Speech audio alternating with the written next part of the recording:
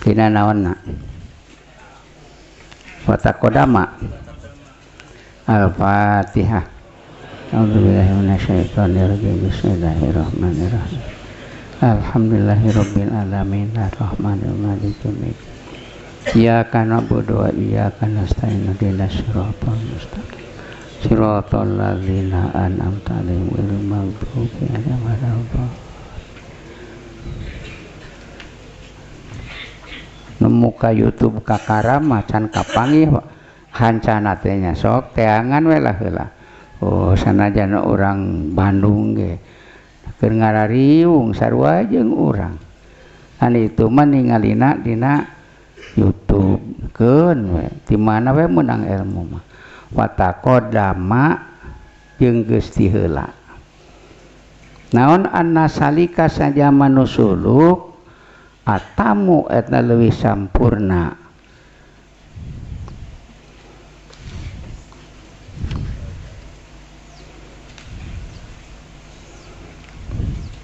Minal majdubi tibatan anu majdub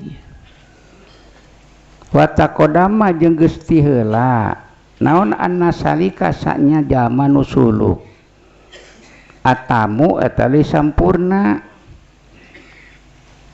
Ieu teh sasauran teh Ibnu Athaillah mapatahan santrina.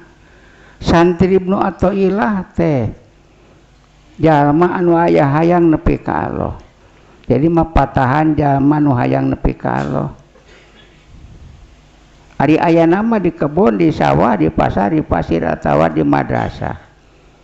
Tah anasalika atamu sajama nu suluk atamu eta leuwih sampurna minal majdubi tibatan anu majdub. Jadi melamun di tes cek urang ya. Anu suluk jeung anu majdub leuwih utama keneh nu suluk tibatan nu majdub. Ai nu majdub da bleng kudu disaksikeun ka Allah. Allah wa kullu sain halikun ila wajah.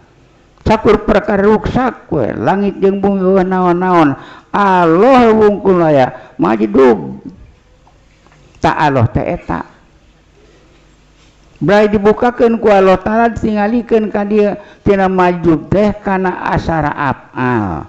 Kebon, sawah, sapi muni wah baranang naon-naon ayat. Tanu matak bidayatul majdubin nihayatus salikin. Nu majdub mah ina mimiti bleng nyaksi ka Allah, nu suluk mah panungtungan kitu teh. Tati dieu heula tina asara af'al. Nepi ka apa, nepi ka asma, nepi ka sifat, nepi ka nadat. Nu suluk mah.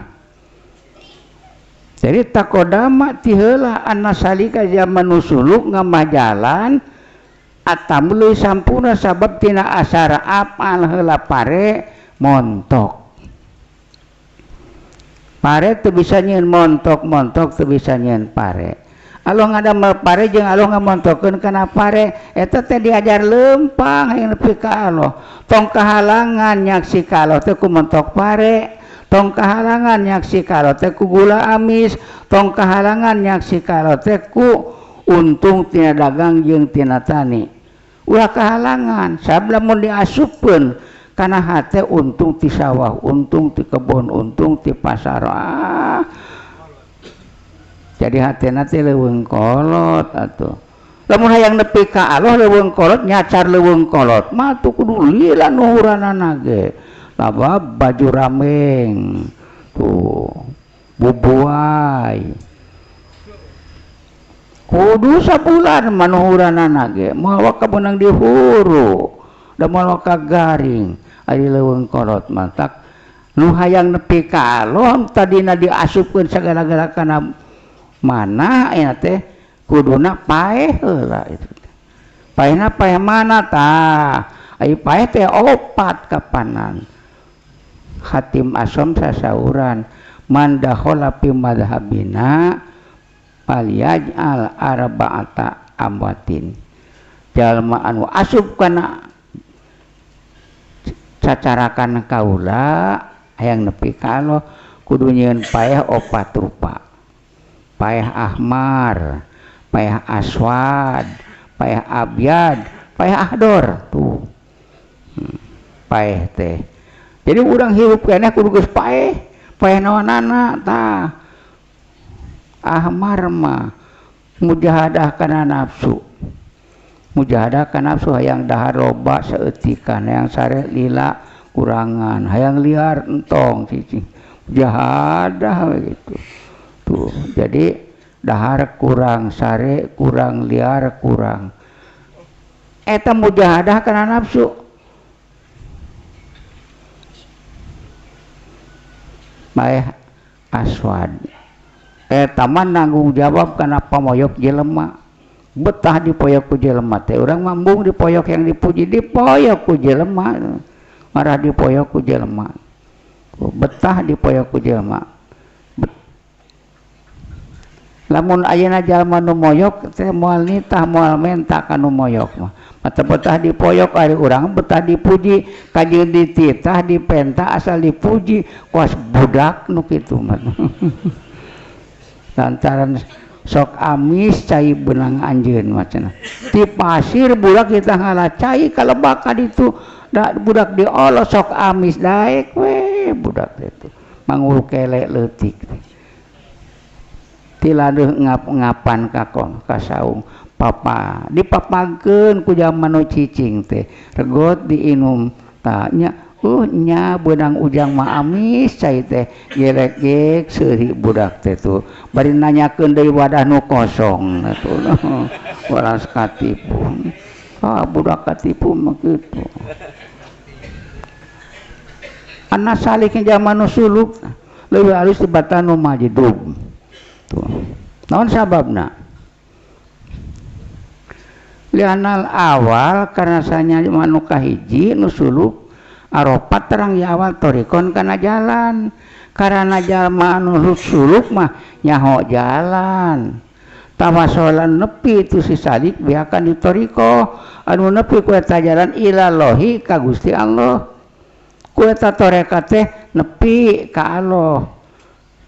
Ningali pare montok lain paren bisanya montok Allah ngadamel pare montok jadi gawe Allah ngamontokeun pare tah apal pake dalil kana wujud Allah dalab judi asari ala wujudi asmahi kana ayana asma ya qadir hedat nu bisa ngamontokeun kana pare meunang asma tina asma meunang sifat kudot jeung irodat tina sifat kudot jeung irodat dat Allah teh eta nu ngabogaan kudot jeung irodat itu torikon tawassala biha anu bisa tepi nya ku eta jalan ilallahi ka Gusti Allah tah Allah teh eta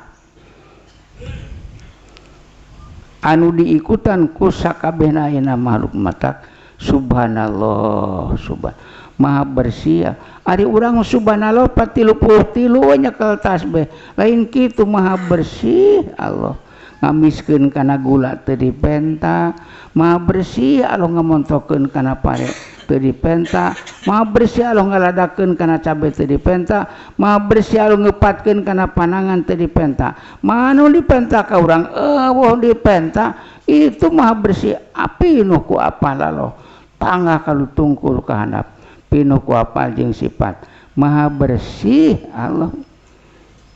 Jadi atuh rupa sora jeung rasa dipake jalan tepi ka Gusti Allah. Wa anallahu jeung ngameunangkeun Allah ka itu salih. Jeung ngameunangkeun Allah ta kana eta nu suluk teh pihadina itu tariqah. Goyata ta'abi kana antekna kacapean.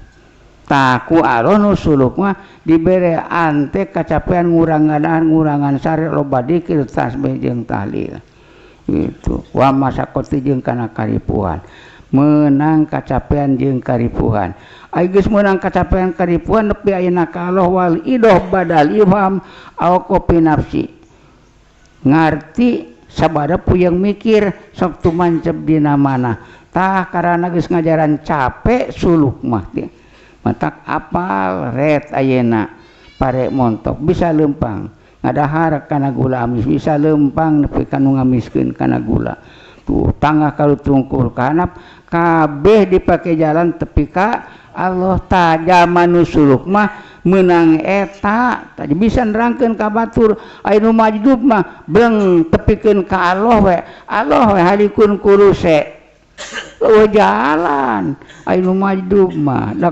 padol Allah digunturkeun ka nu majdub nyaho di Allah we gitu matak utama keneh nu suluk tah mana ari urang mah majdub henteu gitu teh suluk tara gitu aya kitu zaman tara suluk aya ka sawah ka kebon aya ka panggih paremontok mah tukang nyadap apal gula amis mah tapi teu lempang caricingna gula amis resepna kana gula amis resepna kana uyah asin resepna kana pare montok teu nepi ka Allah wah eta mah hitung-hitung engkang we saumur-umur engkang dina cai tapi teu apal dasar leuwih naon sabna tara teu mah tuh dat saumur-umur kasawan ningali montok pare kulantaran teu lempang teu nepi ka tina montok pare padahal pare montok ngomong ceuk pare montok sabener dewek pare montok ngan montok dikuring lain jeun kuring ya teh jadi anjeun tong resep kana montok kuring tapi resep teh kanu ngamontokeun kuring kitu ceuk pare montok teh ngan urang teu ngarti kana eta bahasana tiba heulan pikayana kitu-kitu 70 tahun umur urang sana apal kana ngobrolna pare montok tapi setengah jam urang lalajo kana pangajian nepi ka Allah tina ayeuna pare montok untung anu pohara tuh cek batu hanyakal teu tibara tong geus tong hanyakal ayeuna puguh ku Allah ditepikeun ka Allah teh ngaranna husnul khotimah matak mudah-mudahan aya husnul khotimah geus hayang urang teh ngan apal husnul khotimah teh nu kumaha tuh dari sholat mah osoknya sholatnya loba zaman nu sholat hatena teu milu sholatnya di sawah we di kebun di pasar di pasir angot lamun sholat tereh enak tinggalin ku mobil mah diurutukeun we jadi ruku ge diborong we tuh teu make tumanina eueuh rukuna ge sabare angot sabare mah kaliwat-liwat aja waktu lohor asar we subuh teh di mana zaman nu ngagali emas dina batu geus jero teu bisa empok kaluar panempoe wah eta mah pocokoteun we ceuk Allah sia hayang-hayang teuing geus dibere dahar di imah ge aya dahareun tuh tong hayang-hayang tinggal nu eueuh rek neangan nu eueuh ke diurugan mah ingat karena diurugan wah pijil mending teu sakala lajo we tuh alhamdulillah